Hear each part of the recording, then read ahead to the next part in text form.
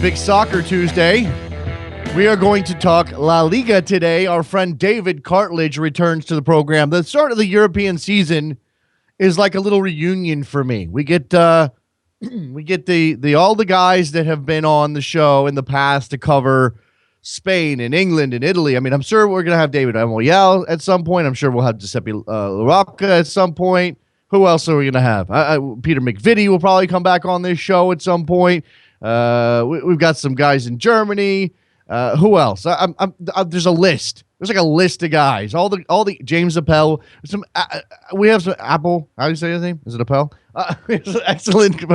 Excellent correspondence, so to speak, on Soccer Morning for the various European leagues, and I look forward to talking to all of them today. Again, David Cartlidge's turn.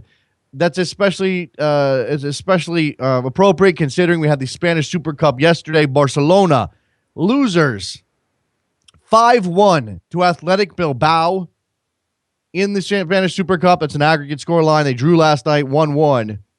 The takeaway from that match, beyond the fact that Athletic Bilbao had created such a big lead leading into the second leg at the Camp Nou, was that Piqué went nuts and went after a linesman. And now there's a question over a very lengthy ban coming for Gerard Piqué. We'll ask David Cartlidge about that possibility and what that might mean for Barcelona heading into the beginning of the new European campaign. This was a team that had been targeting something called a sextuple, which just sounds awesome. Obviously, that's 6 different trophies. I don't have a list of them in front of me. Obviously, the Champions League is one of them. La Liga is one of them. Various the Copa del Rey. Obviously, this trophy, and now that's out the window. It's already done, and perhaps that's a bit of pressure removed from Barcelona. Like they're champions of Europe. They can head into this season now focusing on what really matters, not the Spanish Super Cup. Kevin De Bruyne's agent is furious over the player being talked into making a pledge to stay at Wolfsburg this season. This happened on the Sports Bild Awards, in which where Kevin De Bruyne was honored for his play last season. He was also named the Lower Saxony Player of the Year, is what I read. Let me go ahead and just pull up this story so I get the details right. But regardless, his agent, he was named the Star of the Year at the Sport Bild Awards. There's actually video of this out there. The statement he made was, Kevin De Bruyne, will definitely play at Wolfsburg this season. Then again, the agent for Kevin De Bruyne said that he was very upset about this. He thought that De Bruyne was taken advantage of via the language barrier, et cetera, et cetera. This again, and this was widely reported. What's fascinating about this is that De Bruyne's statement that he was going to stay at Wolfsburg this season was widely reported as some sort of end to any saga that was going to send him to Manchester City. Clearly, that's not over, and De Bruyne may have made a statement that he did not necessarily believe in 100%. Also in action yesterday, Liverpool beats Bournemouth 1-0. Christian Benteke with the goal. Some controversy over the goal. May or may not have been offside. I myself have not seen it, so I will not comment either way. I'm just reporting to you what the papers are saying. £32 million signing Benteke with his first goal for Aston Villa in the win. Sorry, Aston Villa, formerly of Aston Villa. First goal for Liverpool in the win. Manchester United facing Club Brugge in the Champions League qualifiers today at 2:45 p.m. Eastern Time. You have some other games on the schedule today. Do we go Bate? Trevor, Bate, Bate, which one is it? Okay. Anyway, Bate Borisov against Partizan. I got Lazio and Bayer Leverkusen. That's obviously a big one on the ladder. So Bate, thank you for helping me out. Manchester United Club Brugge is the headliner, but Sporting and CSKA Moscow also on the schedule for today. And then there's a host of matches tomorrow, and we will talk about those games tomorrow. U.S. Women's National Team veteran Lauren Kolupny has retired for the team, or will retire from the team after the 10-game victory tour. She has 103 caps at the moment, 10 goals. She made her debut for the women's national team at the age of 17 in 2001. It's been a very long and successful run for Lori Kolupny, and now she moves along, retiring from this team after winning a World Cup title. Also in Women's World Cup news, if you saw this yesterday, a bit of controversy stirred up by Alex Morgan tweeting at the official NWSL account, making it very clear she was tweeting at the people who run the league and doing it so that all of her million, how many followers does Alex Morgan have? A lot. Her million-plus followers, millions, whatever, could see what she was saying. She complained about the hotel accommodations in Kansas City, where she is with her NWSL team. Apparently, big bed bugs were the problem. Now, we have documented on this show many of the issues that the NWSL faces, most of them related to budgetary concerns. Alex Morgan is a very highly paid and decorated player for the U.S. Women's National Team. She's a prominent figure for the Portland Thorns and for NWSL. I get why she's upset.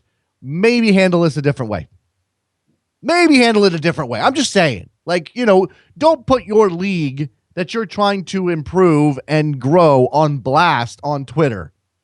Maybe not do that. She said there's no other way to address the problem. She's deleted some tweets. So clearly somebody's had a chat with her. This not a big deal. I'm not a big fan of this approach. And clearly, again, somebody's had a chat with Alex Morgan. Last but not least, FMF has made some changes. The Mexican Federation has shuffled some names. Shuffled some names around. That's not good. Shuffled some names around at the top of the Mexican soccer pyramid. Decio de Maria is the man in charge at the moment, and there is no update on the head coaching search. He has said that they would like to have a staff in place for September friendlies leading into the United States playoff for that Confederations Cup on October 10th. But clearly no one has accepted the job yet. And although De Maria has said that they do not want to go with an interim head coach, they will do that if necessary. It's a fascinating time to be watching the Mexican Soccer Federation. All right, my allergies are kicking in. I got to step aside for a second. We also got to reset. David Cartlidge is going to join us. We'll have a chat about La Liga and Spanish football. It's a Soccer Morning Tuesday. Don't go anywhere. Be right back. Face in the crowd. You're talking too loud.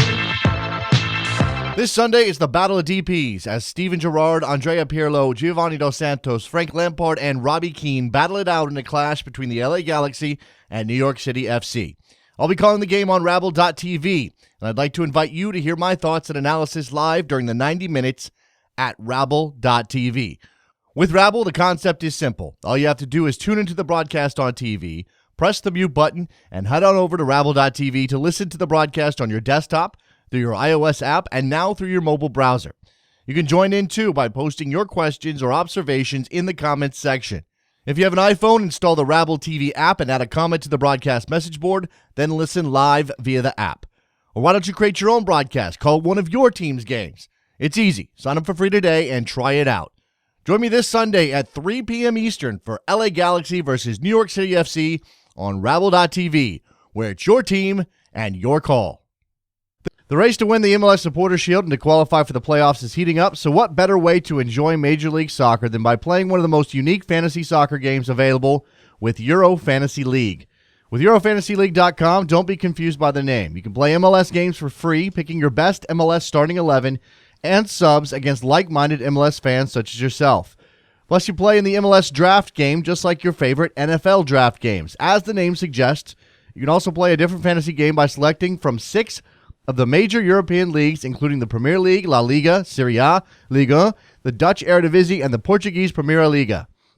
So imagine picking a team that can feature the likes of Ronaldo, Aguero, Pogba, Zlatan, Rooney, and Messi, as well as other world-class footballers, with your chance to win prizes, up to $5,000 for the winner of the season prize game.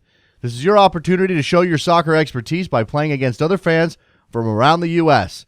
Set up your free fantasy soccer game today at EuroFantasyLeague.com. Again, head on over to EuroFantasyLeague.com. The race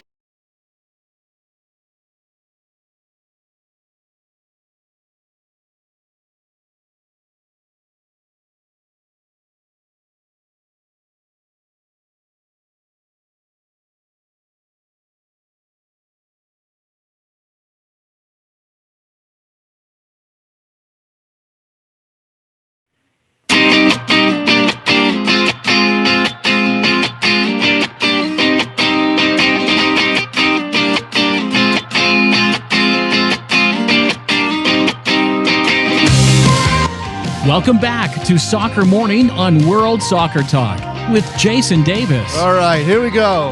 Soccer Morning, worldsoccertalk.com, and we're joined now by our friend David Cartlidge, covering La Liga from Spain. Follow him on Twitter at David JACA. He can be found at many outlets, but follow him on Twitter and he'll share all of those for you. David, how are you? Hello, I'm doing well, thank you. It's nice to be back. Happy new season. Happy new season, David. Yes.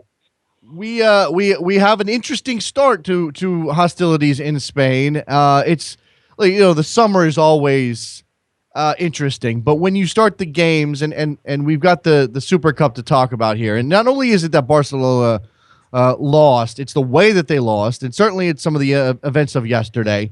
First of all, let's go back to the first leg. Explain to me what happened there.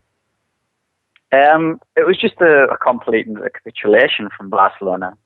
Basically, it was a defense that didn't really know each other. There was players coming in that maybe needed to prove a point. There was some that haven't been used much, and they fell apart. Basically, it was an utter shambles. But take nothing away from Athletic. They forced the issue. They didn't say, "Oh, look, we'll give these guys an easy ride." They went up for the throat, and they got their just reward with 4 goals in that first leg. And in the second leg, a 1-1 draw back in Barcelona. And, I give Athletic credit for not just rolling over or taking it. Clearly they sat back and absorbed some pressure and played defensive football in order to maintain that lead. They had a comfortable lead. But last night's events, it was going to be very difficult for Barcelona to overturn the deficit. Okay, so you come into that second leg. What was Barcelona attempting to accomplish, and how miserably did they fail to do that?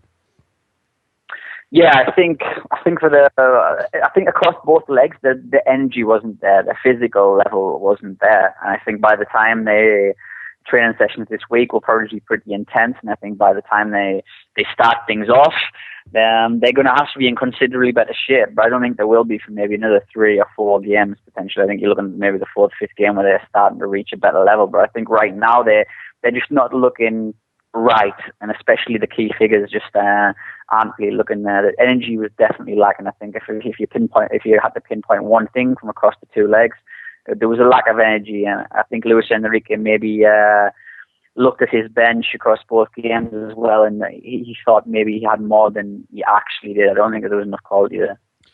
And if I'm not mistaken, they take on Athletic again on the weekend to start the new season? Yeah, they meet again, and they're getting sick of each other. I think Athletic's probably kept their rooms in Barcelona, I think, because they keep meeting each other, like the cup last season as well. And Piqué is probably going to be suspended now as well, so that's going to be a big loss for Barcelona. And again, it presents an opportunity to get out of defence that maybe doesn't really know each other, and Athletic will be looking for blood again, basically. And so let's talk about the Piqué incident. From what I've seen, this is about verbal abuse of the assistant referee. I've seen even reports of what he actually said. I don't think that necessarily matters as long as if the referee is in the match report and he's obviously sent off. If that's rises to a certain level, he could face a lengthy ban. What's the outlook for Piqué right now? When does that decision come down? As soon as anybody can be bothered to ratify it. So in Spain, as we said many times. So, but we should know we could know by the end of today or tomorrow at the latest. I would honestly think so. That's when it would come. And I think the general feeling is it's going to be maybe 3 or 4 games starting at the weekend. And if that's the case, how does that impact the beginning of the season for Barcelona?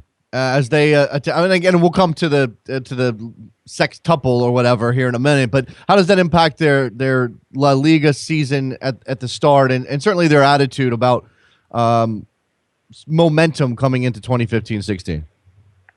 Yeah, there was a real sense of frustration there, I think, with how things had gone. And in terms of impact in the start of the season, Piqué is now one of the more senior members of the squad. Puyol's not there anymore. Xavi's gone as well. And yes, it does remain, of course, and Messi, but Piqué is meant to be he's meant to be leading by example. He's meant to be bringing a bit more of a calmer influence and not the old rash Piqué would lose his head like exactly how he did that. That Piqué isn't meant to be there. He's meant to be leading. He's meant to be guiding the team now. Luis Enrique wants to have confidence. He's got a general out there, and his general isn't going to be there. So it just upsets the familiarity that Barcelona had last season when it was eventually found. They were steamrolling teams, and Piqué's form was vital. Let's turn it over and talk about Athletic Bilbao and what does this mean for them? I mean, what does beating Barcelona, not only winning the trophy, and you can explain to me how valuable and how respected this trophy actually might be heading into a season. Preseason trophies don't tend to mean a whole lot, but then there's the fact that they beat Barcelona, and again they're facing Barcelona again on the weekend. They have momentum. Oh, absolutely. I mean, and this ended a big drought for them for 31 years, for Athletics. So this was a really big deal to them. And this is the third most successful Spanish team in history. Real Madrid and Barcelona lead the way, but Athletic are just behind them. And there was a point in Spanish football history that they were used to winning trophies on a regular stage. In 1984, they won a series of trophies in the same season. And this was a return to that for them, and it was a great feeling because it was against Barcelona. And fine, it is a bit of a glorified community shield that they have in the English Premier League, a Super Cup in Italy as well. But that doesn't really matter to Athletic. This is a trophy. I mean, trophies add up for charity in Spain. Barcelona and Real Madrid dominate them now. So the fact that another team's getting in the action, fair play, and they will have the momentum, and they believe they can do it again. They'll be getting players back as well, so yeah, they'll be ready for it. Is this a team that's eyeing some success in the new season? I think the best. I mean, they're going to be they're in Europe, so as long as they get through the qualifiers, so they're what they have got. So that will be looking for them. But I think a Copa del Rey win would be really nice and really, really appreciated. That's such a grand trophy still in Spain, and I think that would be the most that they could hope for, possibly Europa League. Anything else, a league assault is, I think, out of the question. So let's just take a look around La Liga again as we head into the new season. Okay, before we do that, let's talk about Barcelona, because finishing with the honors that they did last season. Lots of talk coming into this season about winning everything, and this these preseason trophies and the Super Cup, and this was supposed to be maybe a foregone conclusion, but also leading into maybe Barcelona challenging for a full haul this season. That's not going to happen now, but does that mean anything necessarily for their ability to compete on all of these various fronts like they did last year? Yeah, I mean, they're going to go at it with the same level, and then, okay, that was the target, to win that 6 trophies and match what Pep Guardiola did. That isn't possible now, so it's a case of moving on and focusing on the trophies that will be available, and there's still some great trophies available, of course, and they just have to get over this, basically. It's a good learning, and I think the one good thing that come from this is the losses come early, the wake-up call has come early, and it said, look, this isn't the same as last season. You have to step up your level again. You can't just get by on what got you by last season. You have to step up. More people have to come into play. We can't just rely on the front three. So it's a good motivation tool for Barcelona, and they need it. Let's turn to the rest of the league now. Just take a quick look at what you expect to see.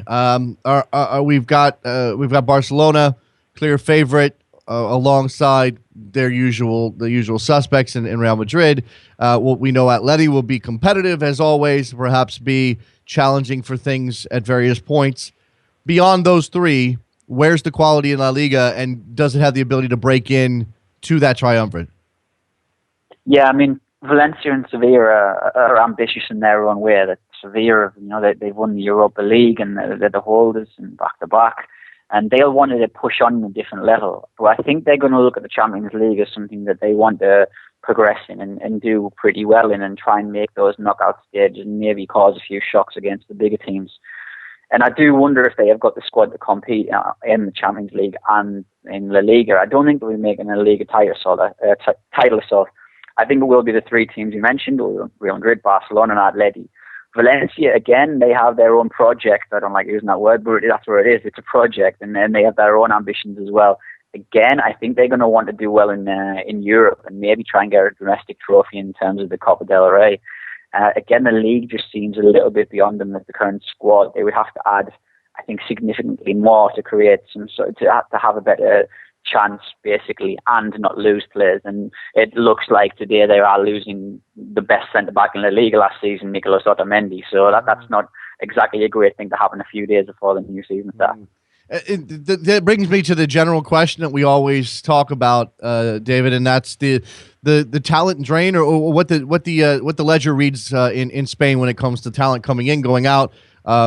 Clearly, there are a lot of good players in Spain, but it seems as though the only clubs that are able to strengthen year to year are Barcelona, Real Madrid, and maybe one or two others to spend it, depending on how revenues have changed.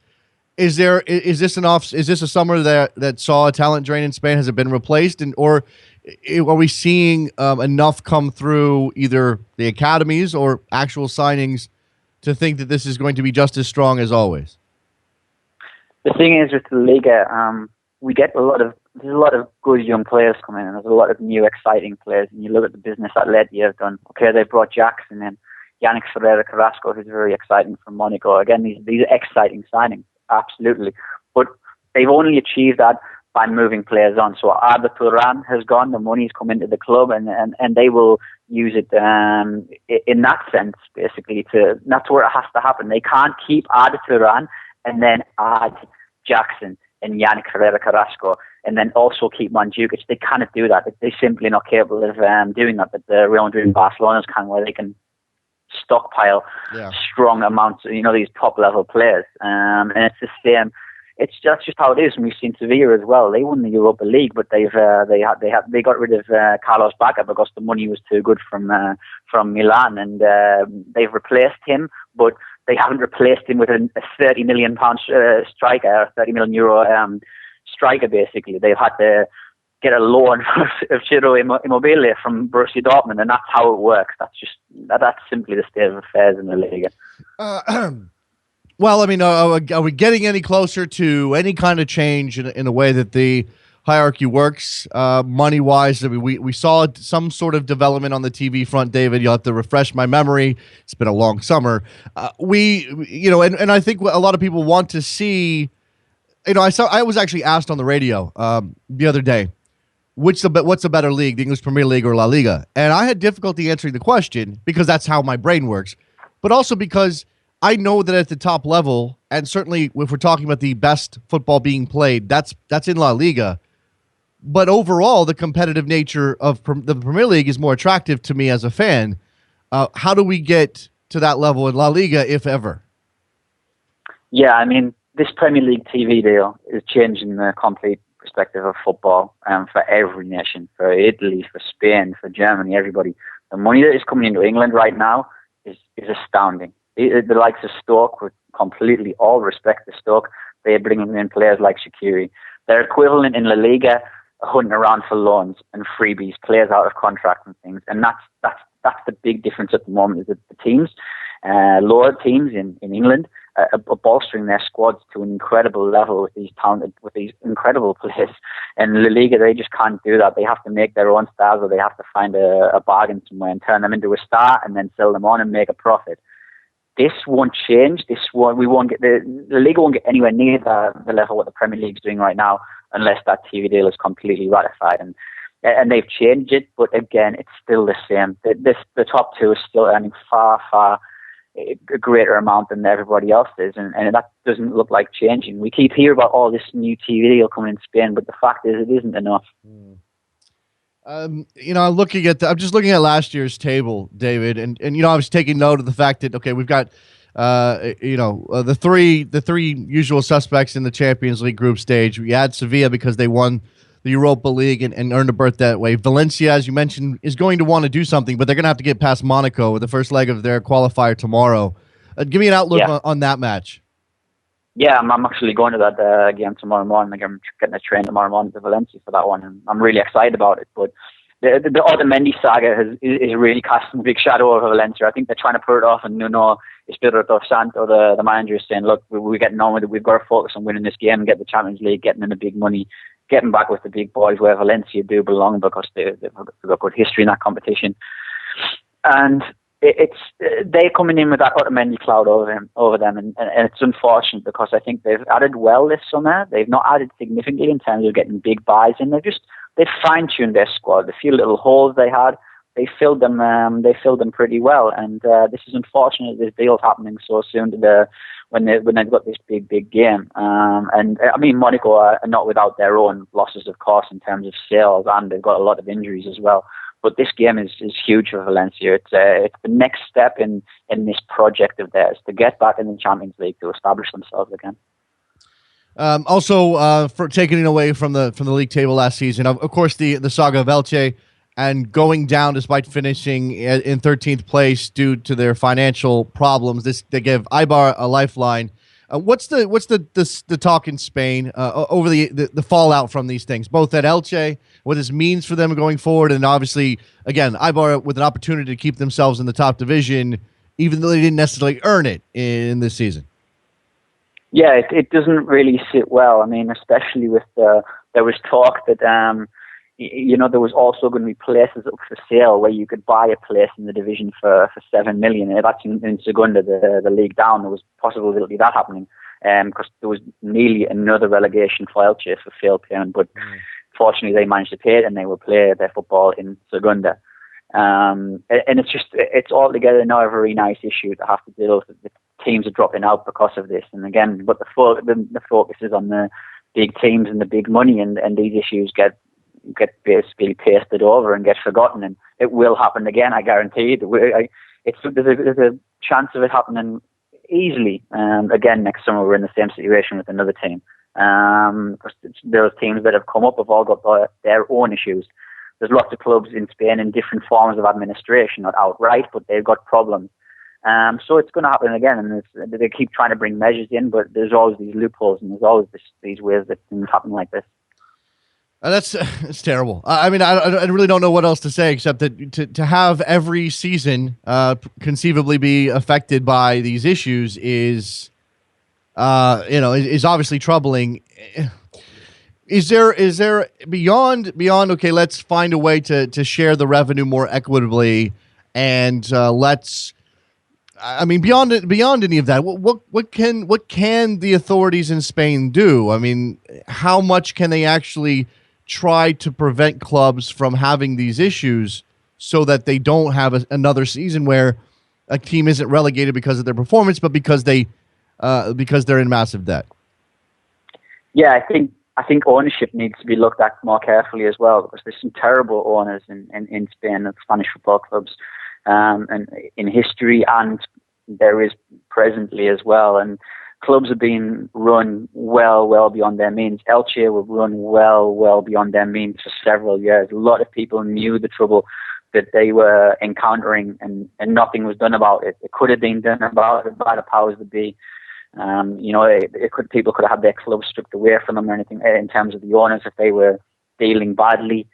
And things like this could be done. There could be a bit more intelligence and a bit more foresight, and that it's not just about the TV money. It's about people running clubs with respect and responsibility, and that doesn't happen sometimes. You get some incredible cases like Eibar, who have been run brilliantly, and they were nearly punished incredibly just because they just simply didn't have the financial muscle to possibly go up. Fortunately, the shareholder situation came about. Everybody knows it was a well-publicized campaign, and they came up. So that's how it goes, and it's a shame, but there's a multitude of issues there. All right, so if I'm looking at the season coming up, and we have Betis, Gijon, and Las Palmas coming up, who am I rooting for as the biggest underdog in La Liga in 2015-16? I think you should be rooting for Sporting Gijon because, well, they are my team for a start. There you go, that's good. Well, we're talking about these issues in Spanish football. Sporting are a club that have got bad owners, shall we say, and they've been run badly, and they're currently under a transfer ban. So last summer, they didn't spend a single euro in signings. They brought up kids from the youth academy, and their story is incredible. I'm not just saying it from a fan of that team, but for Sporting to get up based upon a team from kids in around the area of Gijon and the neighbouring cities and towns, it is incredible. And again, this summer, there's a transfer ban in place, so Sporting can't sign somebody without letting go somebody first. they're only allowed loans and free signings, but they're not allowed to spend actual money on a player. They have to, if they bring in a player that is earning maybe 10,000 a week, then they have to release players on their current wage bill to amount to 10,000 to incorporate those that new player. Okay, so there you go. That's the argument right there. David Cartlidge says you cheer for Gijon this year as they come up from Segunda. All right, let's go back to the top and talk. We haven't really spent much time on Real Madrid. Of course, they dominate discussion so often. Finishing second last season, 2 points behind Barcelona. Obviously they had La Decima. It didn't happen to get the 11th this time around. And we're starting to hear, this is going to be the kind of thing that happens around any big club, David, but we're starting to hear that low rumble of what's next for Cristiano Ronaldo. He clearly had some connections to Manchester United this summer. Now over here, we're hearing he paid $18 million for an apartment in New York. That doesn't mean he's coming to New York, but people are already starting to talk about what's next. He's 30 years old. Do you have any idea what might be next for Ronaldo? And is he the type of player that you think will want to move on to one more big stop before he says, okay, now I'll go take my chances in the US or China or wherever? Yeah, I think he'll want maybe one more move, maybe a year or 2 years at the club, and then he will maybe look for a big move in terms of MLS. I think will be the priority for him. I think that's the place where everybody's going right now, and he could still offer a lot. And of course, there was the intriguing factor of him, his image rights being handled by Valencia's owner Peter Lim. I think that was a sign that Cristiano is thinking about his next move, and it will be a sizable one, I think. So yeah, I'm going to say 2 more moves. One major move within Europe, I think, possibly. Who knows, PSG maybe or something like that, and then I think MLS is a sensible option.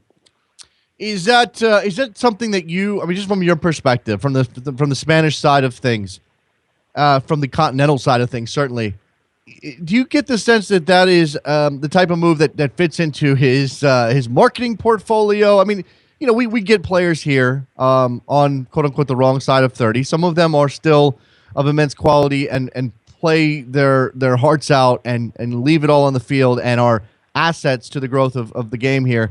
And some of them aren't. And I don't, as much as I respect Cristiano Ronaldo and his accomplishments, and he's, again, one of the all-time great players, regardless of who he has to share the stage with, I don't want him to come here and not be that player anymore in terms of effort. Is there any question for you on that?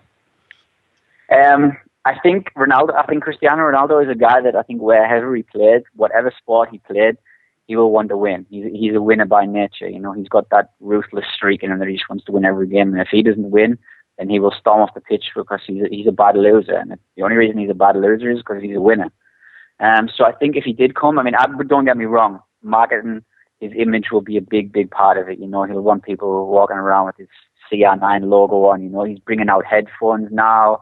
Also, he's got headphones, underwear. He'll want to sell all these in America. He'd want them in the club shop of whichever team he'd sign for in MLS. So that would be a massive part of it. But I still think he could give a great deal on the field. And I think for MLS to say, look, we've got one of the greatest players in the history of football, one of the 2 best players in the world over the last few years in this league, and that's a big capture. Sure, and I imagine that MLS has made some high profile offers, or there have been rumors of high profile offers. There's rumors that they offered Javier Hernandez $10 million a season this summer to come to MLS. Now, Javier obviously thinks he's got some other options somewhere. That's a lot of money.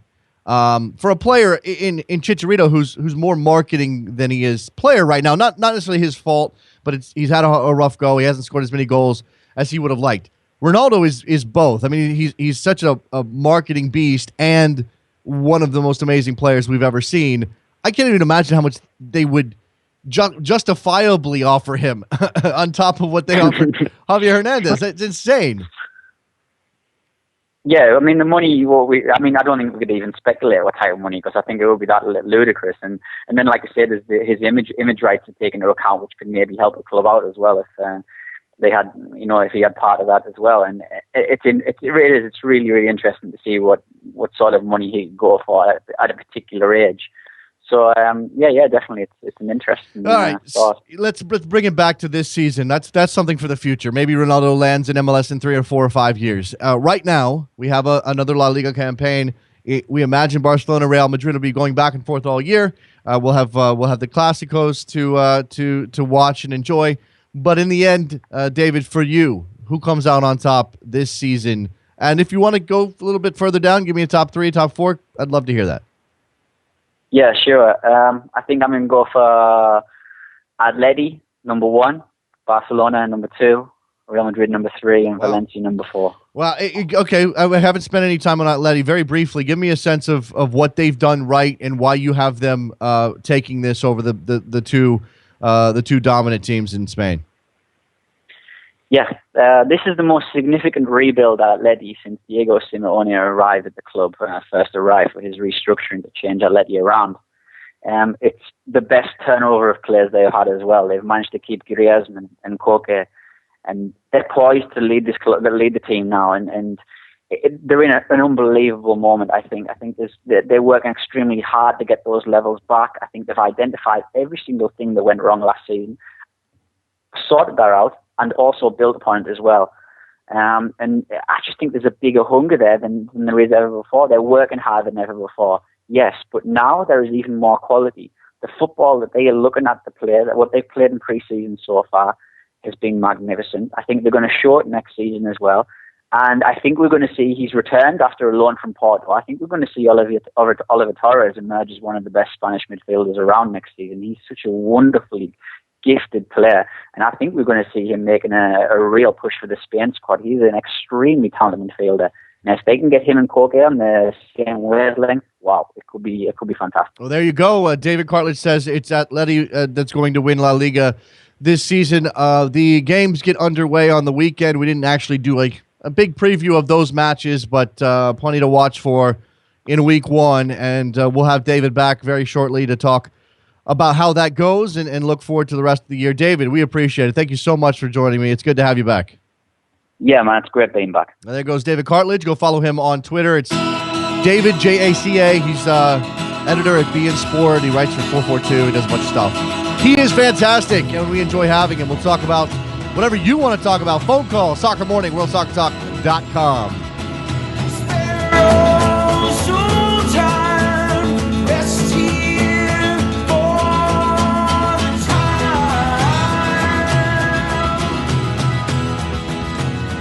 This Sunday is the Battle of DPs as Steven Gerrard, Andrea Pirlo, Giovanni Dos Santos, Frank Lampard, and Robbie Keane battle it out in a clash between the LA Galaxy and New York City FC.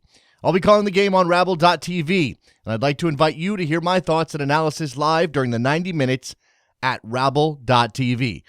With Rabble, the concept is simple. All you have to do is tune into the broadcast on TV, press the mute button, and head on over to Rabble.tv to listen to the broadcast on your desktop, through your iOS app, and now through your mobile browser. You can join in too by posting your questions or observations in the comments section. If you have an iPhone, install the Rabble TV app and add a comment to the broadcast message board, then listen live via the app. Or why don't you create your own broadcast? Call one of your team's games. It's easy. Sign up for free today and try it out. Join me this Sunday at 3 p.m. Eastern for LA Galaxy versus New York City FC on Rabble.tv, where it's your team and your call. The race to win the MLS Supporters Shield and to qualify for the playoffs is heating up, so what better way to enjoy Major League Soccer than by playing one of the most unique fantasy soccer games available with Euro Fantasy League. With EuroFantasyLeague.com, don't be confused by the name. You can play MLS games for free, picking your best MLS starting 11 and subs against like-minded MLS fans such as yourself. Plus, you play in the MLS draft game just like your favorite NFL draft games. As the name suggests, you can also play a different fantasy game by selecting from 6 of the major European leagues, including the Premier League, La Liga, Serie A, Liga, the Dutch Eredivisie, and the Portuguese Primeira Liga. So imagine picking a team that can feature the likes of Ronaldo, Aguero, Pogba, Zlatan, Rooney, and Messi, as well as other world-class footballers, with your chance to win prizes, up to $5,000 for the winner of the season prize game. This is your opportunity to show your soccer expertise by playing against other fans from around the U.S. Set up your free fantasy soccer game today at EuroFantasyLeague.com. Again, head on over to EuroFantasyLeague.com.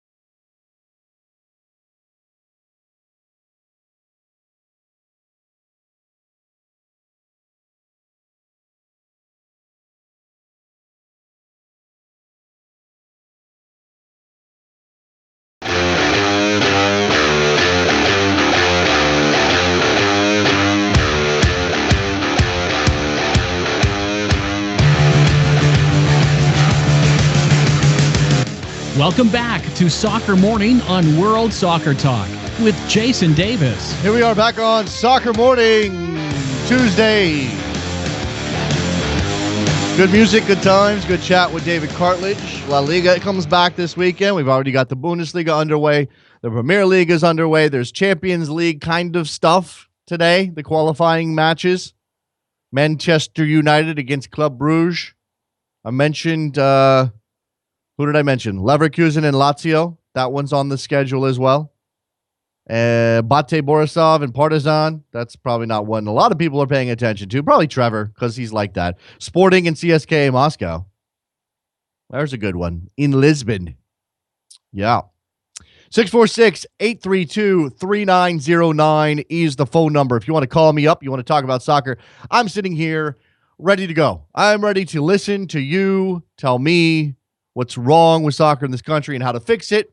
Your observations about any team, national teams, Mexico, Canada. What else do people want to talk about? Ronaldo and his $18.5 million pad in New York. I mean, seriously, $18.5 million. And really, are you getting bang for your buck? I mean, I'm sure it's an opulent pad in Trump Tower in New York. I know it's probably beautiful. But really, like if you spend $18.5 million anywhere but New York, you're getting so much more for your money. And it's an investment. Yeah, I know it's an investment. Provided the market doesn't crash again. But then, you know, Ronaldo, how much do you think Ronaldo is worth? Like, how much is he actually worth? He probably brings in, oh man, how much do you think he brings in a year? $80, $100 million a year? Something like that? I mean, obviously it's not just his pay from Real Madrid. It's clearly everything else. He's got lots of deals to market various items and things out in the world. One of the most marketable people on the planet, Cristiano Ronaldo. I mean, who can really come close to Cristiano Ronaldo for pure marketing power? And I'm not like, don't come at me with some NBA player that only Americans know. Like, don't call me out. I don't know about LeBron James. Maybe LeBron James. Maybe. And I'm not comparing like income here. I'm not saying that Ronaldo makes more money than LeBron. I honestly have no idea. No idea how much they make individually per year. I'm just saying, who's more marketable than Cristiano? He plays the world's most popular sport, and he's one of the two best players in the world, and has been for the last 5 years. Who's more marketable than that? I don't think there's anybody. It can't be, right? There can't be anybody higher. And that's why, just like we talked about with David, why he would be so valuable to MLS. Because even if Cristiano Ronaldo is not a household name inside of the United States, he is so marketable to everybody else that he immediately makes, I mean, that's Beckham level power, right? And by the way, Beckham's probably the only guy in this conversation, but Beckham's not playing right now. So I'm talking about current active athlete. Beckham probably brings in more than Ronaldo, right? Yeah. 646-832-3909. Yeah, PWC002 on Twitter. Beckham's probably more marketable. Yeah, I agree with that. I didn't clarify. I didn't qualify enough. Active athlete, meaning still playing the game. Roger Federer probably makes a ton of cash still.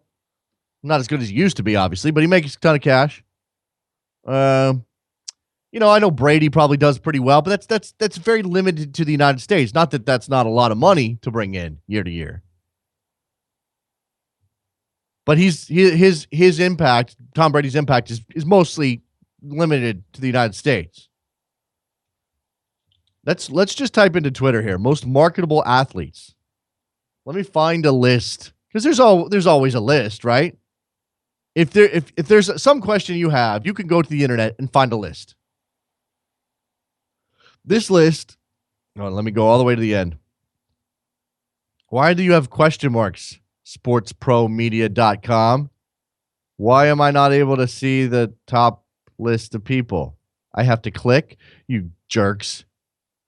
Okay, I don't know what this list is. It says Eugenie Bouchard is the top, the most marketable player in the world. Most marketable athlete. That's an interesting choice. That's a very interesting choice. I mean, Eugenie Bouchard's obviously a marketable tennis player, but I don't know. I don't know about that one. Yeah. Look, there's a limited number of sports where these type of marketable across most of the world. I mean, marketable in places, far-flung places with gigantic populations and money to burn. There's a limited number of sports these people can come from. You have to be a soccer player, a tennis player, maybe a basketball player, but there's a subcontinent with 1 billion people on it that doesn't give a crap about basketball. I'm talking about India. Clearly, India has some interest in soccer, but they don't necessarily. And I'm not sure about tennis. 646-832-3909. Give me your ideas about marketability, because that's what we're talking about today. Apparently, we can also talk about, speaking of marketability, and she's also a very, very, very good player, Alex Morgan, and these tweets and the discussion over blowing up the NWSL spot with the bedbug situation in Kansas City as Alex Morgan travels with the Portland Thorns. I put it on NWSL to make sure that the accommodations for its players are at least up to some sort of basic standard, and bedbugs are not a standard that anybody. Come on. You got to do better than bedbugs. However, again, we have an issue of a league that is operating on a shoestring budget, that is paying some of its players minimal money. Alex Morgan's getting paid. And I'm not saying that means she can't complain about these things. But Alex Morgan's getting paid. Some of her teammates are not. Some of her teammates are on, ramen money. That's maybe a reason to understand where the league. I mean, I don't know. I get the issue of I'm not sleeping in a bed with bedbugs. I wouldn't do that either. I don't care how much I'm making or anybody else.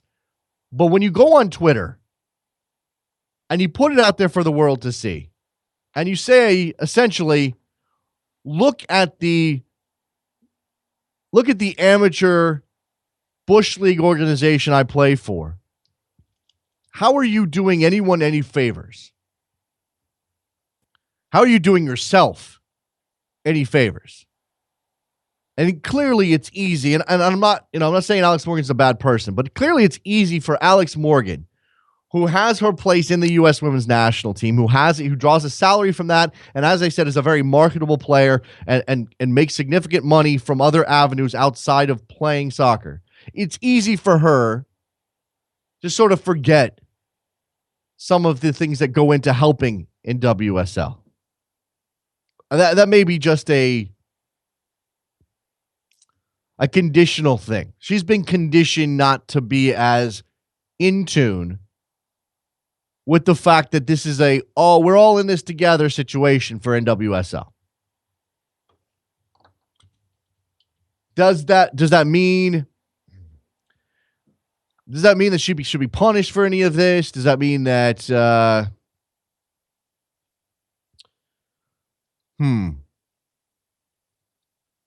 What do you think about it? Because again, this reminds me of, and I've mentioned this story so many times, but it stands out so much. The fried chicken story with David Beckham and the LA Galaxy back in 2007. A story that is prominently featured in The Beckham Experiment by Grant Wall. And if you don't know that story, it's on the internet somewhere, as it's included in the book, but it's on the internet somewhere. And essentially what it is, what it says, is that David Beckham and his Galaxy teammates were in New England to play, or in Massachusetts to play the New England Revolution. They were put up in a hotel. I want to say Braintree, but who knows? They were put up in a hotel of questionable quality. Let's just say it that way. Questionable quality back when the league was still a little less professional, a little less glamorous, spending a little less money on these things. And they went down for a team dinner at the hotel the day before the game, I think. And they were served fried chicken. Now, I'm not a highly tuned athlete. I'm not David Beckham. I'm not Landon Donovan. But I know that fried chicken is not something you want to put in your body ahead of a sporting competition, an athletic endeavor. That's not going to have you at your best. Beckham was appalled. Xavier was upset, was angry. And, obviously 2007 was the infancy of Twitter. Nobody was going to go to Twitter, much less David Beckham, to say, hey, MLS, what's up with this terrible dinner that we're being served ahead of our game tomorrow? Blah, blah, blah. I mean, I'm drawing a parallel I shouldn't draw, but again, the state of MLS at the time puts it in the same essential category, which is, again, that at the time MLS was a league that had yet to make itself understood to be an ongoing concern no matter what was going to happen. Even if they lost money, it's a difficult thing, obviously. Mike on Twitter, should NWSL be expected to operate at a loss? High quality amenities might not be sustainable. Unnecessary evil. Yeah, and again, I don't want to draw this out and say, well, NWSL doesn't have any money, so Alex Morgan needs to suck it up and sleep on the bed bugs. I mean, that's a wrong attitude, right? I mean, you can find some sort of accommodation that fits it within the NWSL budget that doesn't require people to be bitten by bed bugs. On that front, Alex Morgan has a beef. And her beef is, this is gross. Basic human necessities, roof over my head when I travel to play a game, this is gross. And I've put this out there. 646-832-3909. Not one of you is calling me. I put this out there too several times. The notion that part of what is important for these leagues is just, again, the continued step-by-step growth in terms of the professional aspects of the league. That when a player signs for a team, he or she knows that their basic needs will be taken care of within the team context. That there will be a good training field, a good, an opportunity to recover. The food provided is going to be healthy and fit for consumption by a top level athlete. That there's not going to be these sort of issues. I mean, that sense can be extremely attractive to a player of any type. Just that sense can improve, just the conditions improving to allow these players to do the best job they possibly can makes the league immensely better. I mean, this is something that's behind the scenes at a place in a league like MLS or in WSL. We don't tend to think about it. We just watch the games and go, oh, that was good, that was bad. This league is terrible. This is, whatever. It's improving, et cetera, et cetera. We just see what's on our televisions or on the field. We don't see everything else that goes into building that competition. And, when we talk about individual teams in MLS now, as things sort of separate out, you've heard us on this show level criticism at clubs like the Philadelphia Union for failing to put together a decent enough training facility for their team. That's something that has held them back. And this is obviously part of the process for NWSL. Year 3. Not a lot of money. Subsidized by U.S. Soccer. Many of its best star players, the most marketable names, are being pulled away for various other responsibilities because when we talk about women's soccer in the United States, it begins and ends with the U.S. women's national team. So I don't know what the next step is for NWSL, but this is a bad look on two fronts. A bad look for the league, bad look for Alex Morgan. NYC, who's this? This is Ambrose. Hey, what's up, Ambrose? How you doing? Just staying with your marketing theme. I want to go in reverse order, just 3 things. I think because Alex Morgan makes the salary she makes, she's probably the only person who is in a position of power to say what she wants to say, and I think more power to her. Okay, so you think what will happen is, you think that this is a call to action that needs to happen, and she should be drawing attention to this publicly rather than going through back channels? Well, I'm not so sure if she hasn't gone through back channels. Okay. We don't know the backstory. Fair enough. Maybe she did. Fair enough. And maybe nothing happened. But I think in this social media era, I think she's speaking truth to power. That's fine. I have no problem with it. Staying on that theme, though, I would like to see more double headers, meaning MLS and NWSL double headers. I mean, that can only help MLS in the long run because the more, family time that people have either in front of TVs or in stadiums, it's essentially going to be part of the American DNA. So I'd like to see more double headers where families are going out and watching, both the ladies and the guys. Sure. Okay. It can't be something that's always happening, but at least, nice Saturday, Sunday afternoons, that we should have way more of that. Okay. And I think it'll help the NWSL eventually as well. That requires closer working relationships between MLS and NWSL clubs, and we've sort of outlined why in the past women's teams were hesitant to partner with MLS teams because then they become overshadowed pretty quickly, even if they have the opportunity to use some of the resources MLS teams have. Right now, we've got the Thorns and the Dash who are partnered with MLS teams. They could schedule these things pretty easily. I don't know about anybody, relatively easily. I don't know about anybody else. I don't know if, say, Sky Blue FC is going to want to go up to Red Bull and play in Red Bull Arena as part of a doubleheader or not. Maybe that's something they can talk about. But that would require two very different organizations to work together. And I'm just putting that out there. Go ahead. It absolutely would. I mean, but again, it has to do, and I'm not in the field of marketing, by the way, but just as a guy who's got like little kids they wake up in the morning talking soccer, and I see where this is going. And I'm just saying, as in the long term, for the long-term marketing prospects, there got to be, more instances like that. And, I don't think it's really going to, cost too many people too much money to do it, every once in a while, especially during the summer hours.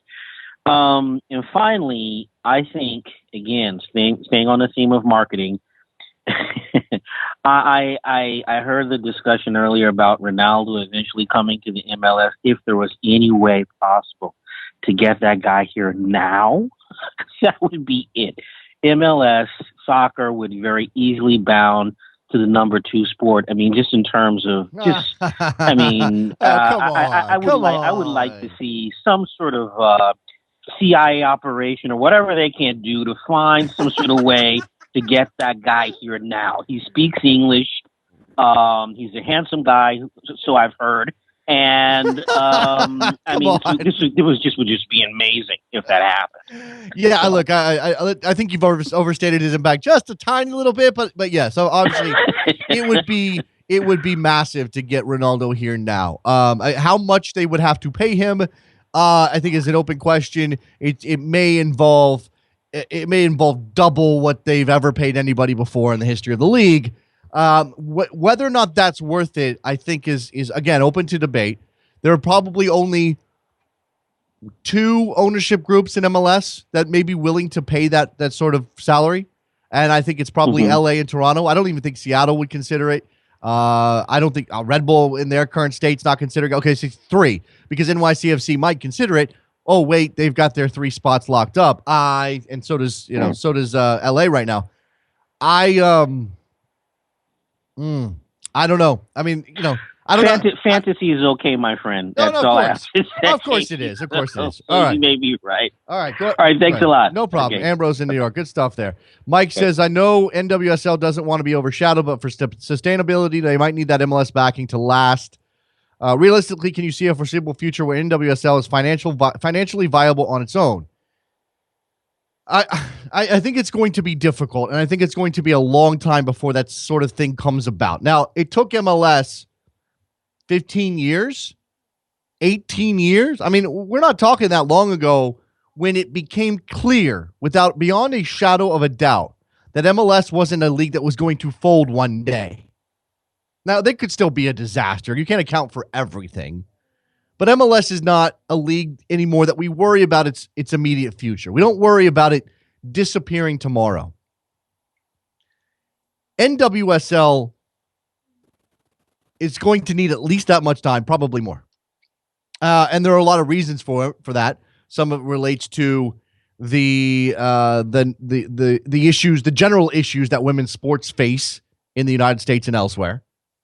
The issues with television, the issues with stadium size and putting people in seats and et cetera, et cetera. It's a very difficult path. This is a league that's going to need to be subsidized pretty heavily for a while. Now, does that mean that that the league and the people in charge, and certainly the people running independent teams, should just suck it up and partner with MLS because that's what's best for the game and best for women's soccer and best for their clubs? I don't think it's as easy as that. And again, we go back to the original WUSA days, and at that time it was, we want to, now again, MLS was not anywhere near what it is now, so it was certainly a different time, but we want to stand on our own. We want to be an independent league that sells women's soccer and only women's soccer. It doesn't need to worry about whether or not we're playing second fiddle to a men's team. And there is look, that's a fair attitude to have. I don't know that's the hill you want to die on if you want to grow the game. And again, now we're on the third attempt. And that's maybe where you sort of say, okay, we tried twice. We did we spent a bunch of money. We blew through everything we've got the last time. We tried it that way. We went the Magic Jack route. Let's try something different. And I've said many, many, many times that the most important thing for MLS as a league and for its leagues individually is to simply continue to exist. I know that sounds like a low bar, and I'm not against adding things on top of that. But at the very, very basic level, MLS teams just need to be around so that the lineage of fans can continue, so that support can build over time, so that communities can create a civic pride that includes that MLS team. Same thing goes for NWSL. It's absolutely imperative that if a team starts, it lasts. That if the league starts, this time it lasts. And maybe you do whatever it possibly takes to be sure that that's the case. All right. Very quickly, last call for phone calls. Wow, get my numbers confused. 646-832-3909. Avid says, isn't MLS our fourth men's league? Well, yes, of course. And MLS, let's see, our fourth. I mean, you have to go back to the early part of the 20th century before you when you get to the first two. Do I know how NWSL compares to other women's sports like the WNBA, for example? No, I do not. And I apologize for that if that's something you're interested in. I don't have any particulars on how those things compare. And look, the WNBA has benefited from the support of the men's league. I mean, that was an out and out effort on the part of the NBA to improve women's basketball, to put together a professional league that would stick around that could sell the women's game. And, in a lot of ways, the WNBA is a pretty good success story. I mean, I think it's easy to sort of dismiss it as a fringe sport, but it's still here. They founded it in 1996 and started in 1997. That's as long as MLS has been around, nearly. Now, they've had a couple of teams come and go for various reasons, and that's not great. But they're currently playing with 12 teams. Average attendance looks like it's, in the 7,500 range for the league. Maybe I'm wrong about that. I'm looking at a chart. It's a little hard to pick it out.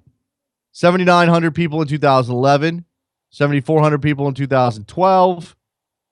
Has not averaged more than 10,000 since 1999. But 7,500 people. I'm not saying that's good for WNBA, but clearly, if NWSL could average 7,500 people at a match over the course of a whole season, they would be thrilled with that. Absolutely thrilled. All right, getting ready to wrap up this edition of Soccer Morning. Thanks again to David Cartlidge, fantastic expert on La Liga. Go follow him, David. JACA on Twitter. On the Twitters, as La Liga gets underway. Where's La Liga on television? Is it BeIN Sport again? It's always BeIN Sport, right? Yeah. Want to remind you to go to backheel.com for lots of different cool things, including the store, which has the Soccer Morning mug, which is a very pretty thing. We got t-shirts over there. I think we're working on the Poku Party t-shirt. I haven't seen a design yet. I need to see the design. Patrick, you're on the air. Hey, Jason, how's it going on? It's going well, man. What's up? What's going on? I just want to talk about Bundesliga today. Okay. I know you talked about it yesterday. I didn't get a chance to call in, but I wanted to talk about it a little bit before you go off the air. Okay, sure. Let's establish some facts about the Bundesliga. It's a very good league with incredible support. Some of the best soccer being played in the world, and Bayern Munich's going to win the title. Go ahead. Go ahead. Yeah. I just want to ask, I know you spoke about it a little bit yesterday, but who, this is mostly a hypothetical, but who do you see posing maybe the biggest challenge to Bayern Munich?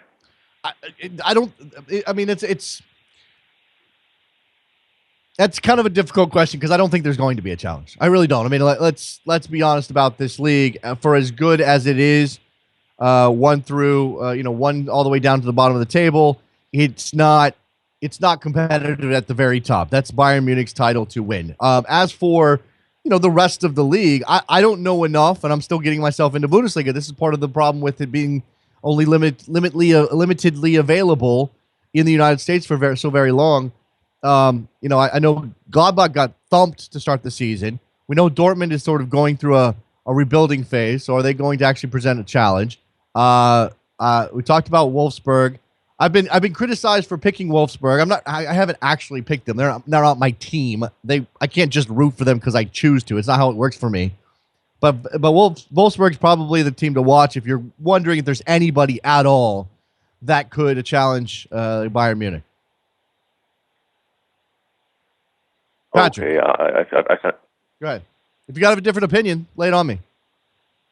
No, I kind of feel the same way, even though I think the usual suspects could maybe try to make a run, but I think ultimately it is Bayern Munich's title to lose. Mm-hmm. Ultimately, because again, I think even though Dortmund, Wolfsburg, these clubs will, I think, pose maybe a little threat, but ultimately I think Bayern Munich is going to break another record for their championships this year. Yeah. Obviously, last year Wolfsburg finished second behind Bayern Munich, 10 points back. We'll see if that. I mean, what you hope for is that the gap remains fairly small through May, and then we can get to through April, and then we can get at least some sort of drama at the end of the Bundesliga season. We don't want to see Bayern Munich just waltz the second half of the year. By the way, and this shows you how big the gap is. Not only was it a 10-point gap between Bayern Munich and Wolfsburg, Bayern Munich's goal differential was plus 62. They gave up 18 goals all year. That's insane. They gave up 18 goals in the entire season, Patrick. That's how big that gap is. But again, I mean, Wolfsburg is good. Maybe Gladbach is started poorly, but they're going to be good. Leverkusen is good. Schalke is always a tough team. Dortmund is probably going to improve over 7th last year, I would imagine. Even some of the teams down towards the middle of the table, Hoffenheim, Frankfurt, Bremen, Mainz, Cologne, these are good teams who would probably be, top 10 in a place like top 10, top 15 in a place like England. So it's clearly a great league people should be watching. Yeah, very much so. In Canada, we finally got the chance to, so it's a good thing. Appreciate the call, Patrick. Thanks a lot, man. Thank you, buddy. There goes Patrick in Canada. Always good to hear from Canada. Make sure you guys are up there listening. All right, we're done. Enjoyed the show. Thanks again to David Cartlidge. Thanks to you guys who called in. I think it's time to take our leave, and we'll come back tomorrow. We'll talk about this Champions League qualifiers. Maybe we'll talk more about marketability and bed bugs. I don't know about that. Soccer Morning, worldsoccertalk.com. See you later. Bye.